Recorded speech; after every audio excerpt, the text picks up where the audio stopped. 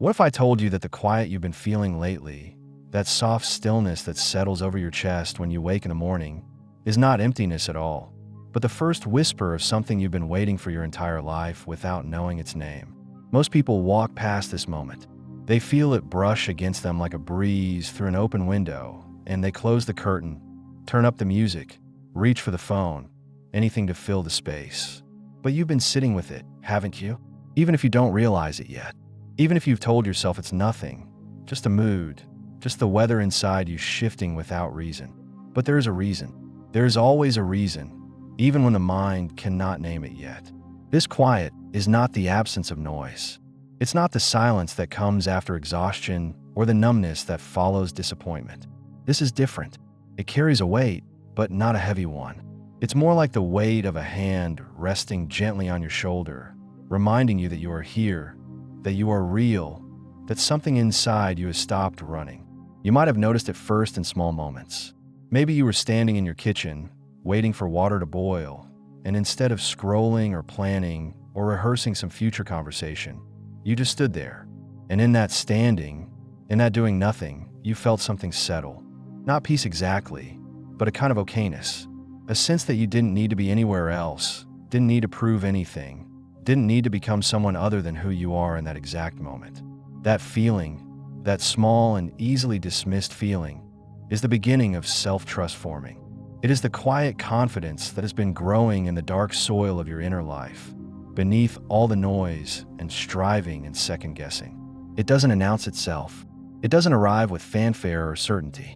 It comes the way dawn comes, so gradually that you don't notice the darkness lifting until suddenly you realize you can see your own hands clearly.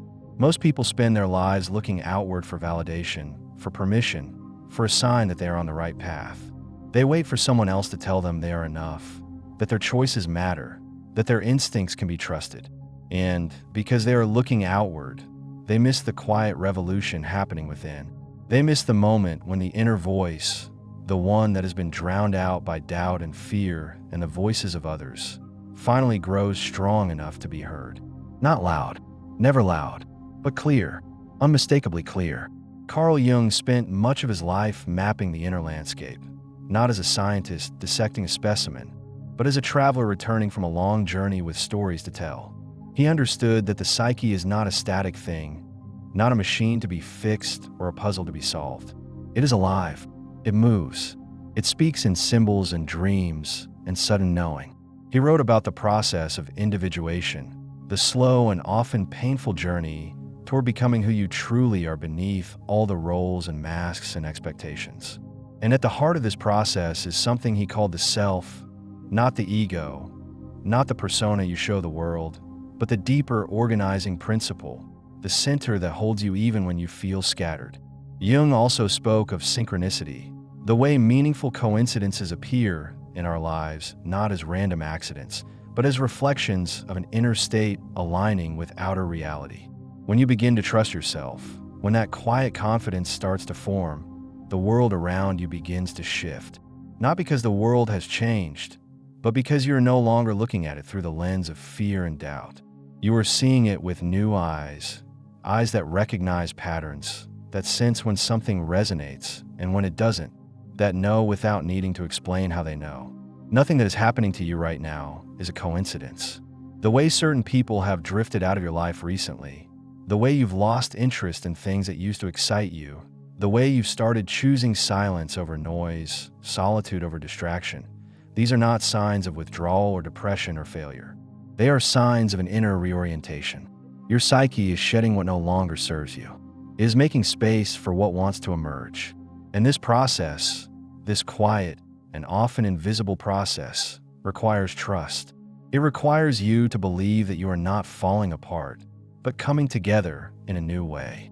In this exploration, I want to share with you the inner shifts, the subtle signs, the quiet transformations that indicate self-trust is forming within you.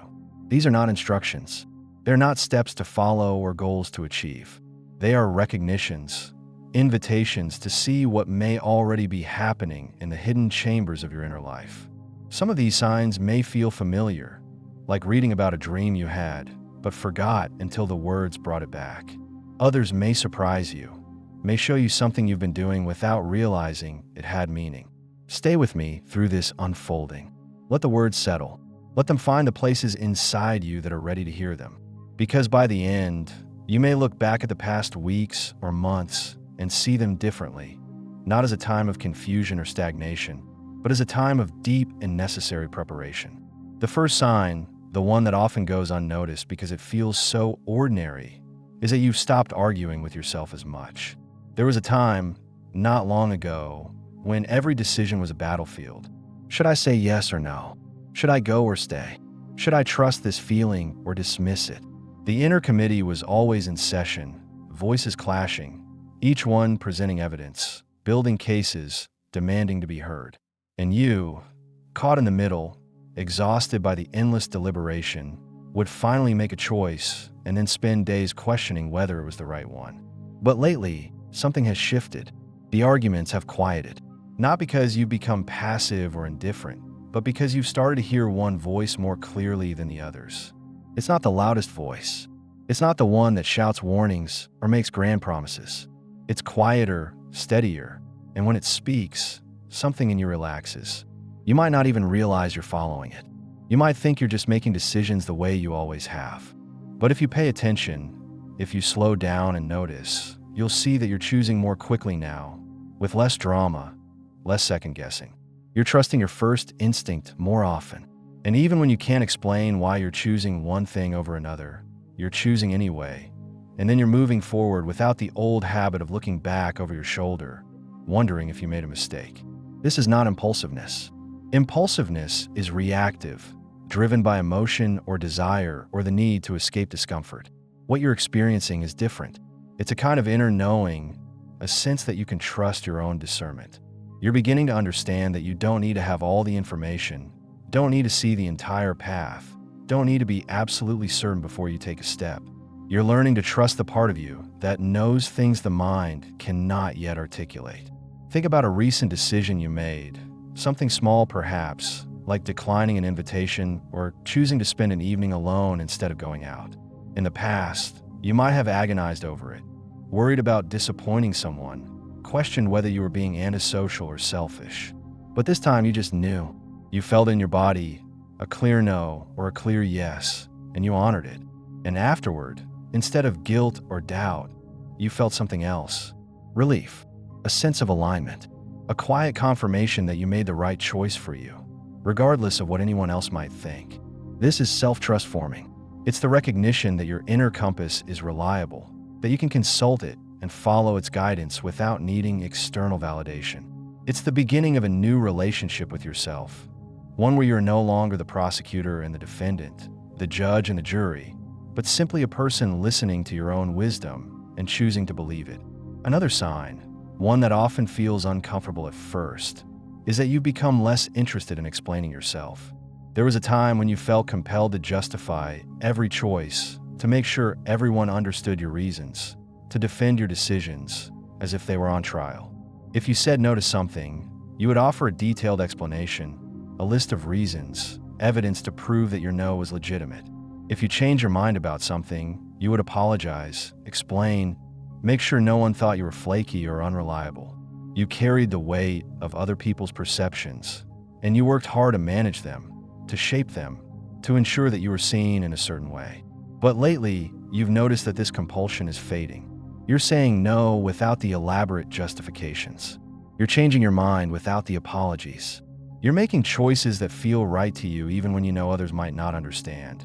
And instead of rushing to explain, to smooth things over, to make sure everyone is okay with it, you're just letting it be. You're allowing people to think what they think, to feel what they feel, without taking responsibility for managing their reactions. This doesn't mean you've become cold or indifferent. It doesn't mean you don't care about the people in your life. It means you've started to understand that you cannot control how others perceive you, and more importantly, that you don't need to. You're beginning to trust that the right people, the ones who truly see you, will understand even when you don't explain. And the ones who don't understand, who judge or criticize or pull away, are showing you something important. They are showing you that the relationship was built on your willingness to contort yourself to fit their expectations. And now that you're no longer doing that, the foundation is crumbling. And as painful as that might be, there's a part of you that feels relieved because you're tired of performing. You're tired of editing yourself. You're tired of living as if your worth depends on other people's approval. Self-trust grows in the space where you stop outsourcing your sense of okayness. It grows when you realize that no amount of explaining will make someone understand if they're not willing or able to see you as you are. It grows when you choose integrity over approval, when you choose alignment over acceptance. And this choice, this quiet and often lonely choice, is one of the most powerful acts of self-love you can perform. You might have noticed this shift in small interactions. Someone asks you why you didn't attend an event, and instead of launching into a detailed explanation, you simply say, "It wasn't the right fit for me." And then you stop. You don't fill the silence with justifications. You let your answer stand. And in that moment, something inside you strengthens. You feel the ground beneath your feet. You feel the truth of your own experience, and you trust it enough to let it be sufficient, even if the other person looks puzzled or disappointed. Or maybe you've made a change in your life, a shift in how you spend your time or who you spend it with, and people have asked about it, and you found yourself saying, "I needed this," without elaborating. And instead of feeling guilty or defensive, you felt clear. You felt the quiet confidence that comes from knowing you are honoring something deep within you, something that doesn't need to be understood by anyone else to be valid. This is the voice of the self speaking through you. It is not harsh or aggressive. It is not trying to prove anything. It simply states what is true and then rests in that truth, trusting that it is enough. There's another sign, one that might feel subtle but is profoundly significant. You start to notice when something feels off, and instead of pushing through or ignoring it, you're pausing. You're paying attention. In the past, you might have dismissed these feelings as irrational or inconvenient. Someone would say something that didn't sit right with you, but you would tell yourself you're being too sensitive. A situation would feel uncomfortable, but you would tell yourself to stop overthinking. Your body would tense, your stomach would tighten, your chest would constrict, and you would override these signals, pushing them down, moving forward as if they didn't matter. But now, you're listening. When something feels off, you're noticing it. You're not necessarily acting on it immediately, but you're not dismissing it either. You're holding it, considering it, giving it space. You're beginning to trust that these feelings are information, that your body and your intuition are communicating something important, something your conscious mind might not yet understand. This is a profound shift. It means you're no longer treating yourself as an obstacle to be overcome, but as a source of wisdom to be consulted. You're recognizing that the discomfort you feel in certain situations is not a flaw in you, but a signal. It's your psyche's way of saying, "Pay attention. Something here is not aligned with who you are becoming." Jung wrote about the shadow, the parts of ourselves we deny or repress because they don't fit the image we want to project. But he also understood that the psyche is always trying to communicate, always trying to bring what is unconscious into consciousness.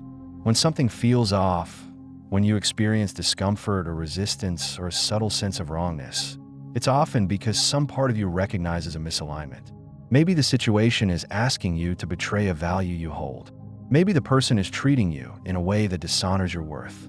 Maybe the choice you're about to make is driven by fear or obligation rather than genuine desire. Your body knows. Your intuition knows. And as self-trust forms, you begin to honor this knowing. You begin to pause instead of pushing through. You begin to ask questions instead of assuming you're wrong to feel what you feel. You begin to trust that if something doesn't feel right, there's a reason, even if you can't articulate it yet. This doesn't mean you become paralyzed by doubt or that you refuse to do anything that feels uncomfortable. Growth often requires discomfort. Change often requires stepping into the unknown. But there's a difference between the discomfort of growth and the discomfort of misalignment. The discomfort of growth feels challenging but alive, like stretching a muscle that's been dormant. The discomfort of misalignment feels deadening, like forcing yourself into a shape that doesn't fit.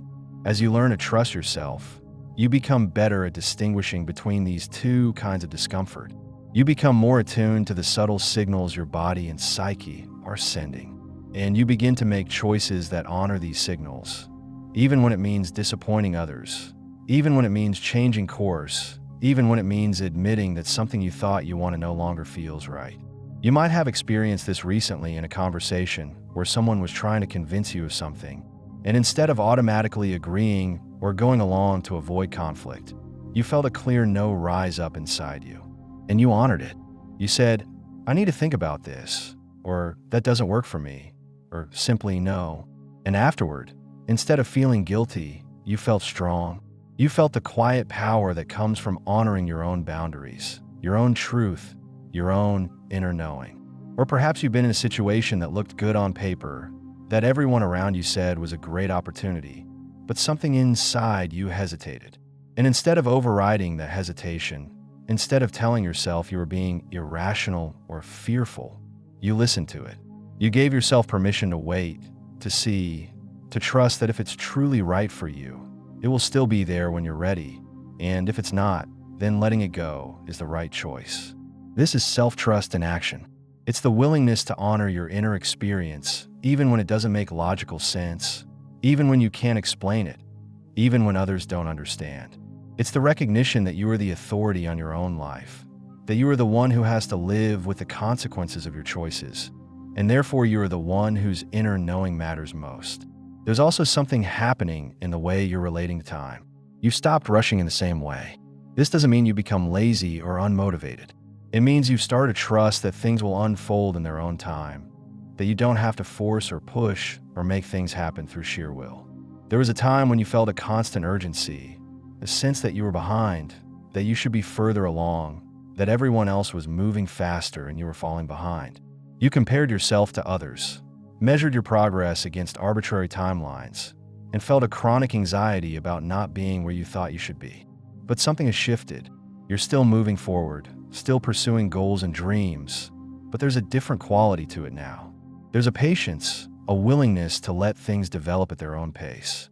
You're beginning to understand that growth is not linear, that progress is not always visible, that sometimes the most important work is happening beneath the surface, in the quiet moments when nothing seems to be happening at all. This trust in timing is a deep form of self-trust. It's the recognition that you are not in competition with anyone, that your journey is your own, that what is meant for you will come when you are ready for it. It's the willingness to plant seeds and then wait, to do the work and then release the outcome, to show up fully in the present moment without constantly grasping for the future. You might have noticed this in the way you're approaching your goals. In the past, you might have set a deadline and then driven yourself relentlessly toward it, ignoring signs of burnout, overriding your need for rest, pushing through exhaustion because you believe that was what success required. But now, you're allowing yourself to rest when you need a rest. You're taking breaks without guilt. You're trusting that the work will get done, that the goal will be reached, and that forcing yourself to the point of depletion is not the way. Or maybe you've been working towards something for a long time, and recently you felt a sense of peace about it, even though you're not there yet. You're no longer obsessing over when it will happen or why it hasn't happened already. You're simply continuing to show up, to do what's in front of you, to trust that the timing will reveal itself. And in this trust, there's a freedom. You're no longer holding your breath, waiting for life to begin when you finally achieve the thing. You're living now, present and engaged, trusting that the journey itself is valuable, that who you are becoming in the process matters as much as the destination. This is the wisdom of the self, which operates outside of the ego's need for control and certainty. The self trusts the organic unfolding of life. It knows that everything has its season, that there is a time for action and a time for waiting, a time for effort and a time for surrender. And as you align more with the self, as self-trust deepens, you begin to feel this rhythm in your own life. You begin to sense when to push and when to pause, when to speak and when to be silent, when to hold on and when to let go. Another sign that self-trust is forming is that you become more comfortable with not knowing. This is perhaps one of the most challenging shifts because we live in a culture that values certainty, that demands answers, that treats ambiguity as weakness. From a young age, we're taught to have a plan, to know what we want, to be able to articulate our goals and defend our choices. And when we don't know, when we're in a period of uncertainty or transition, we're taught to feel ashamed, to hide it, to pretend we have it all figured out. But you've been learning that not knowing is not the same as being lost. Not knowing is often a sign that you're in a liminal space, a threshold between what was and what will be. It's a sign that you're shedding an old identity and have not yet fully stepped into the new one. It's a sign that you're being asked to trust the process, to trust that clarity will come, but that it cannot be forced. Jung called this the state of chaos that precedes transformation. He understood that before something new can be born, the old must dissolve. And in that dissolution, there's often a period of confusion, of not knowing who you are or what you want or where you're going. This can feel terrifying, especially if you've spent your life trying to maintain control, trying to have all the answers. But it is also profoundly generative. It is the fertile void from which new possibilities emerge. As self-trust forms, you become less afraid of this not knowing. You stop trying to force clarity before it's ready to come. You stop filling the void with distractions or premature decisions just to escape the discomfort of uncertainty. Instead, you learn to sit with it, to breathe into it, to trust that the not knowing is part of the process, not a sign that you're doing something wrong. You might have noticed this in the way you respond when people ask you about your plans or your future. In the past, you might have felt pressured to have an answer, to sound confident and decisive, even if you were making it up on the spot.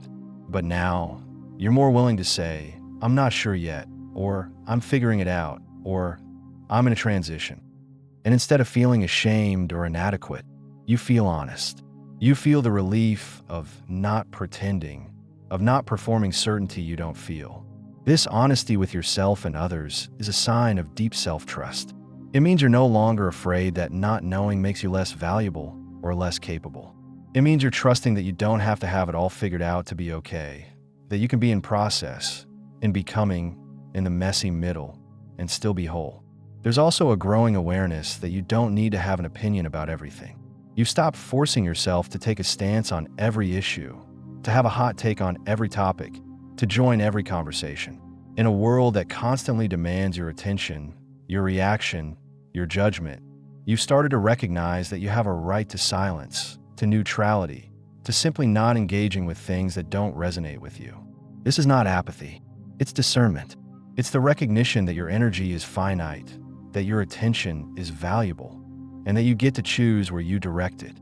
You're learning to distinguish between what truly matters to you and what is simply noise, between what calls for your engagement and what is just the world's endless chatter. As self-trust deepens, you become more selective. You stop consuming information just because it's there. You stop participating in conversations just because you're invited. You stop giving your energy to things that drain you without offering anything in return. And in this selectivity, there's a quiet power. You're reclaiming your attention, your energy, your life force. You're directing it toward what truly matters to you, what aligns with your values, what feeds your soul. You might have noticed this in the way you're using social media, or engaging with news, or participating in group conversations. You're scrolling less. You're consuming less. You're speaking up less, not because you have nothing to say, but because you're choosing your moments more carefully. You're trusting that you don't need to be everywhere, don't need to have a presence in every space, don't need to prove your relevance or your intelligence or your awareness by constantly performing. This withdrawal is not a retreat from life. It's a deepening into life. It's a recognition that true engagement requires presence, and presence requires space. You cannot be present to what matters if you're constantly scattered across 1,000 distractions. You cannot hear your own voice if you're always listening to everyone else's. Self-trust allows you to create this space. It gives you permission to step back, to be quiet, to let others have their opinions and reactions without needing to add yours. It allows you to trust that your value is not determined by your visibility, that your worth is not measured by your productivity or your participation. You are enough, even in silence. You are enough, even in stillness. You are enough, even when you're doing nothing that the world would recognize as valuable. There's another shift happening, one that touches on relationships. You've started to notice which relationships feel nourishing and which feel depleting, and you're beginning to honor that awareness. In the past, you might have maintained relationships out of obligation or history or fear of being alone. You might have told yourself that all relationships require work, that you should try harder, that if you were a better friend or partner or family member, the relationship would feel different. But now, you're recognizing that while all relationships do require effort, there's a difference between the effort that comes from love and the effort that comes from trying to force something that isn't working. There's a difference between showing up for someone because you genuinely care and showing up because you feel guilty or obligated. There's a difference between a relationship that challenges you to grow and a relationship that drains you of life force. Self-trust allows you to see these differences clearly. It allows you to acknowledge when a relationship is no longer serving you, when it's become a habit rather than a connection, when it's asking you to betray yourself in order to maintain it. And it gives you the courage to make changes, to create distance, to let go, even when it's painful, even when others don't understand. This doesn't mean you're becoming selfish or uncaring. It means you're recognizing that you cannot pour from an empty cup, that you cannot be fully present for others if you're constantly betraying yourself to please them. It means you're understanding that healthy relationships are built on mutual respect and genuine connection, not on one person constantly sacrificing their needs to accommodate the other. You might have experienced this recently with someone you've known for a long time. Maybe you've noticed that after spending time with them, you feel exhausted, drained, like something has been taken from you. And instead of ignoring this feeling or telling yourself you're being selfish, you've started to honor it. You started to see less of this person, to create boundaries, to protect your energy. And while this might have brought up guilt or sadness, there's also a sense of relief, a sense that you're finally honoring something important within yourself. Or perhaps you've noticed the opposite, that certain relationships have deepened recently, that you're connecting with people on a level you didn't before. These are the relationships where you can be yourself, where you don't have to perform or pretend, where you feel seen and accepted as you are. And you're investing more energy here, trusting that these are the connections worth nurturing, the ones that feed your soul rather than depleting it. This discernment in relationships is a powerful expression of self-trust. It's the recognition that you are responsible for the quality of your inner life, and that the people you allow into your life have a direct impact on that quality. It's the willingness to choose connection over obligation, depth over breadth, authenticity over performance. There's also something happening in the way you're relating to your own needs. You've stopped seeing them as inconvenient or selfish. You've stopped apologizing for them. You've started to recognize that your needs are valid, that they matter, that honoring them is not indulgence, but necessity. In a culture that glorifies self-sacrifice, especially for women and caregivers, this is a radical act. For so long, you might have put everyone else's needs before your own. You might have believed that this was what it meant to be a good person, a loving person, a responsible person. You might have worn your exhaustion as a badge of honor, proof that you were giving enough, doing enough, being enough. But somewhere along the way, you started to realize that this was not sustainable, that you were running on empty, that you were losing yourself in the process of trying to be everything to everyone. And now, slowly, you're learning to put yourself back into the equation. You're learning to ask, what do I need? And to actually listen to the answer. You're learning to honor your need for rest, for solitude, for play, for creative expression, for movement, for stillness. You're learning that meeting your own needs is not selfish, but essential. You cannot give what you don't have. You cannot love others well if you're not loving yourself. This shift is often met with resistance, both from within and from others. The part of you that learned to equate self-sacrifice with virtue will feel uncomfortable. The people who benefited from your constant giving will push back. But self-trust allows you to hold steady in the face of this resistance. It allows you to trust that you are not being selfish, that you are simply learning to include yourself in your own circle of care. You might have noticed this in small ways. Maybe you started saying no to requests that would have stretched you too thin. Maybe you started taking time for yourself without feeling guilty. Maybe you started asking for help instead of trying to do everything alone. These small acts of self-care are actually profound acts of self-trust. They are statements to yourself and to the world that your needs matter, that your well-being matters, that you are worth caring for. And as you practice this, something remarkable happens. You don't become more selfish. You become more generous, but in a sustainable way. You give from a place of fullness rather than depletion. You offer your presence, your love, your support, but not at the cost of your own well-being. And the relationships that can hold this, that can honor your boundaries and respect your needs, become deeper and more authentic. The ones that cannot, the ones that require your self-betrayal to survive, begin to fall away. This is the natural process of individuation, of becoming who you truly are. It requires letting go of who you thought you should be, of the roles and identities that no longer fit. It requires trusting that the real you, the one beneath all the conditioning and expectations, is worth knowing, worth honoring, worth protecting. There's another sign, one that might feel almost magical when you notice it. You've started to experience moments of synchronicity, of meaningful coincidence, more frequently. You think of someone and they call. You need information and it appears. You have a question and the answer shows up in a conversation, a book, a random encounter. These moments feel like winks from the universe, like confirmation that you're on the right path, that you're aligned with something larger than yourself. Jung understood synchronicity as the meaningful coincidence of inner and outer events, a sign that the psyche and the world are not separate but interconnected. When you're aligned with the self, when you're living from a place of authenticity and trust, these synchronicities increase. It's as if the universe responds to your inner state, reflecting back to you the coherence you're creating within. This is not magical thinking. It's not about manifesting or controlling reality through thought. It's about alignment. When you're clear about who you are and what you value, when you're trusting your intuition and honoring your needs, you naturally move through the world differently. You notice things you would have missed before. You're open to possibilities you would have dismissed. You're present in a way that allows connections and opportunities to reveal themselves. You might have experienced this recently in ways that surprised you. Maybe you were struggling with a decision and a friend mentioned something that gave you clarity, even though they had no idea what you were dealing with. Maybe you needed a resource and it appeared in your inbox or your social media feed at exactly the right moment. Maybe you took a different route home and ran into someone you needed to see. These moments, these small miracles of timing and connection, are not random. They are reflections of an inner alignment that is drawing what you need toward you.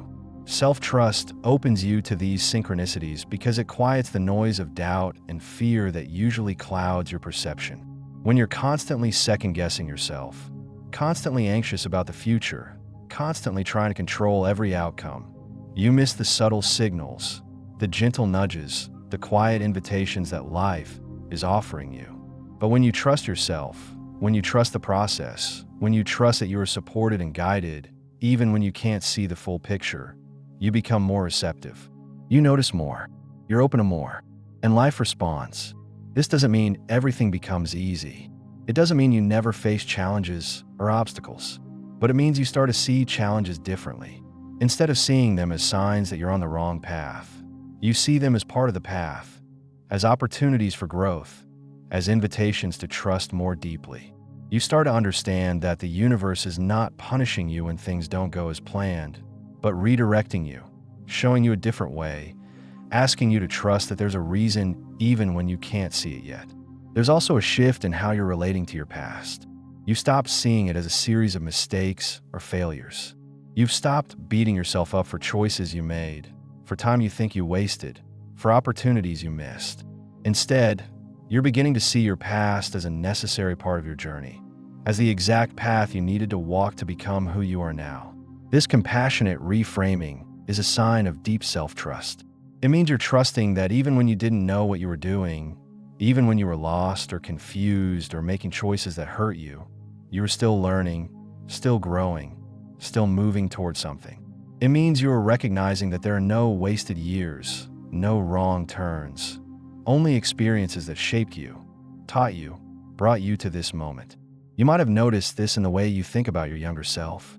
In the past, you might have looked back with regret or shame, wishing you had known better, done better, been better. But now, you're looking back with tenderness. You're seeing that younger version of yourself with compassion, understanding that they were doing the best they could with the awareness they had. You're forgiving yourself for not knowing what you couldn't have known, for not being who you weren't yet ready to be. This self-compassion is not indulgence. It's wisdom. It's the recognition that growth is a process, that becoming is a journey, that you are always exactly where you need to be, even when it doesn't feel that way. And as you extend this compassion to your past self, you naturally extend it to your present self as well.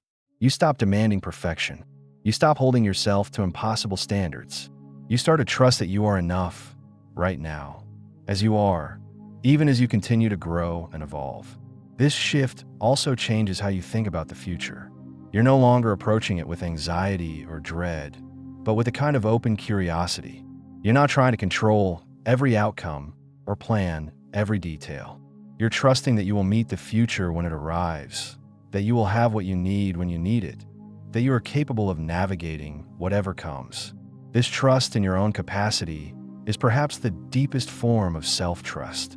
It's the recognition that you have survived everything that has come before, that you have found your way through darkness and uncertainty, that you have resources within you that you don't even know about yet.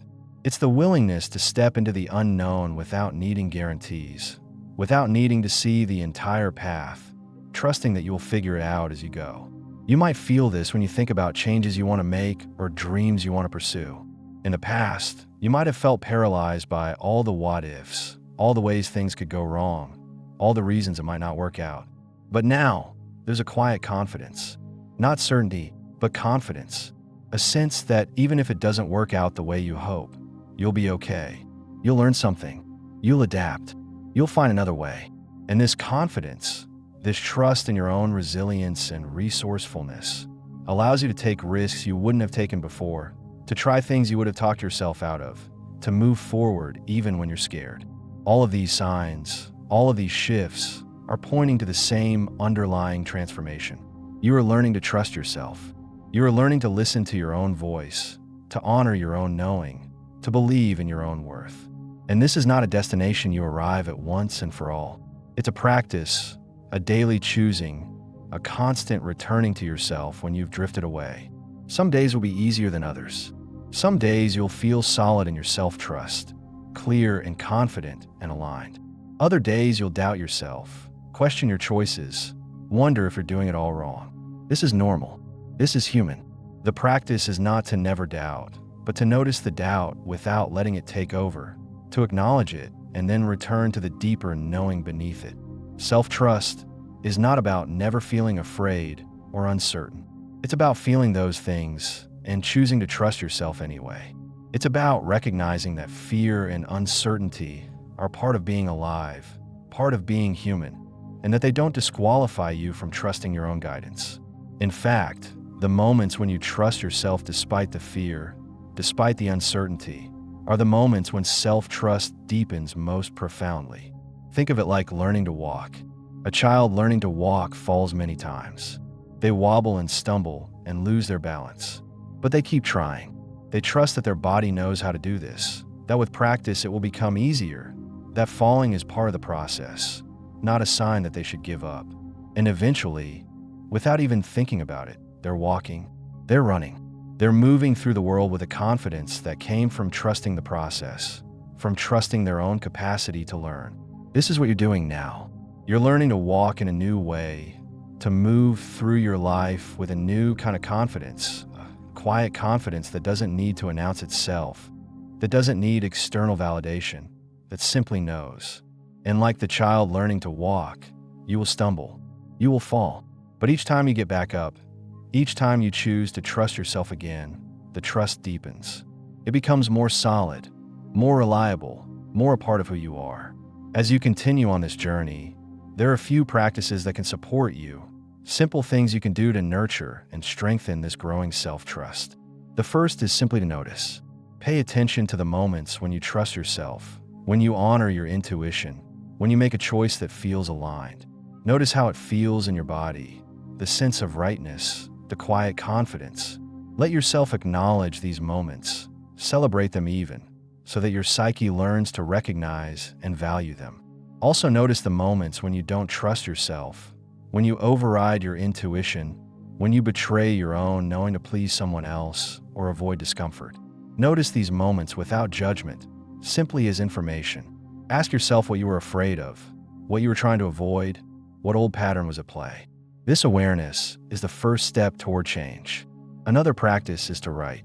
Keep a journal where you can dialogue with yourself, where you can ask questions and listen for answers, where you can explore your feelings and thoughts without censoring or editing. Writing creates space for your inner voice to emerge, for the deeper knowing to surface. It allows you to see patterns you might not notice otherwise, to track your growth, to witness your own transformation. You might also create a simple ritual of checking in with yourself each day. In the morning, before you dive into the demands of the day, take a few moments to sit in silence and ask yourself, what do I need today? What wants my attention? What is true for me right now? And then listen. Don't force an answer. Just create space for one to emerge. And in the evening, before you sleep, take a few moments to reflect on the day. Notice the moments when you trusted yourself and the moments when you didn't. Again, without judgment, simply with awareness.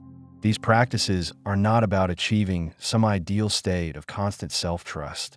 They're about creating a relationship with yourself, an ongoing dialogue, a practice of returning again and again to your own inner authority. They're about building the muscle of self-trust through repeated use, through consistent practice, through gentle and patient attention. And remember, this journey is not about perfection. It's not about getting it right all the time or never doubting yourself. It's about learning to come home to yourself, to trust that you are the expert on your own life, that your inner knowing is valid and valuable, that you are enough exactly as you are.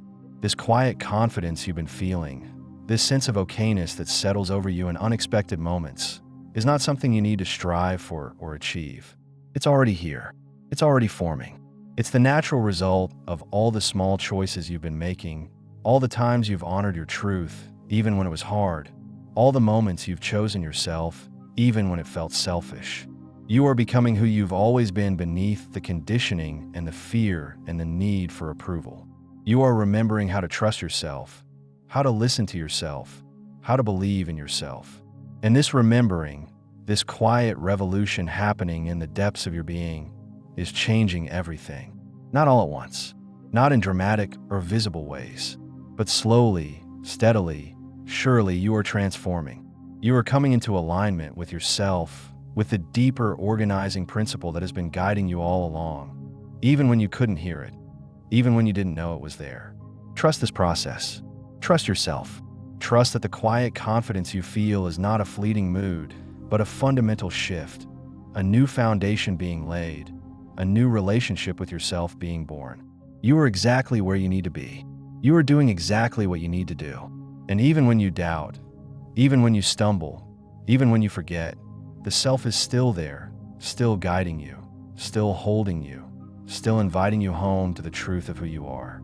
If this exploration has resonated with you, if you've recognized yourself in these words, I invite you to share your experience in the comments. Tell me about a moment when you trusted yourself, when you honored your intuition, when you chose alignment over approval. Tell me about the quiet confidence you've been feeling, the shifts you've been noticing. Your story matters. Your experience matters. And sharing it not only helps you integrate what you're learning, but it also helps others who are on this same journey feel less alone. And if you found value in this reflection, if it helped you see something in yourself you hadn't noticed before, consider subscribing to this channel. There's so much more to explore together, so many facets of the inner journey to illuminate. Each video is an invitation to slow down, to look inward, to recognize the profound transformation that is always available when we're willing to trust ourselves and trust the process. Thank you for being here. Thank you for listening. Thank you for trusting yourself enough to spend this time in reflection. You are on the right path. You are exactly where you need to be. And the quiet confidence you feel is the truth of your being, finally being allowed to speak.